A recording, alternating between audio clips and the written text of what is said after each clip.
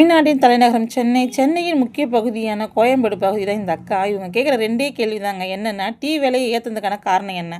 இந்த காரணத்தை சொல்லுங்கள். உங்கள் தலைவரை நாங்கள் அடுத்து எலெக்ஷனில் ஜெயிக்க வைக்கிறோம் அப்படின்னு சொல்கிறாங்க. ஏன் நான் ஓட்டு போடுவேன், அது வரைக்கும் நான் அவருக்குன்னு ஓட்டு போட மாட்டேன்னு கேட்குறாங்க. என்ன ஒன்று, ரூ.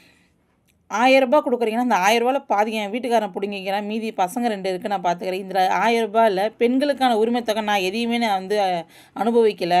என் 3 வேளை சாப்பாட்டில் 2 வேளை சாப்பாடு டீயிலே போகுது. அந்த டீ விலை ஏற்றுனதுக்கான காரணத்தை சொல்லுங்கள். நான் ஓட்டு போடுறேன். அவர் கண்டிப்பாக அடுத்த வருஷம் வந்துடுவார். அடுத்த எலெக்ஷனில் அவர் தான் வருவார்ன்றதுக்கு ஆணித்தரமாக சொல்ல முடியும்.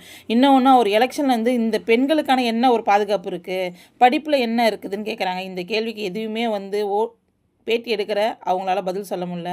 10ல் எத்தனை மார்க் டிவி கொடுப்பீங்க, திமுக கொடுப்பீங்க? திமுகவுக்கு 1 கூட கொடுக்க மாட்டேன்னு ஓப்பனாக அந்த அம்மா பதில் சொல்கிறாங்க. அடுத்ததுக்கு டிவி கேக்கு வழி கொடுங்கன்னு சொல்கிறாங்க. வழியை விடுங்க, நாங்கள் பார்த்துக்குறோன்னு சொல்கிறாங்க.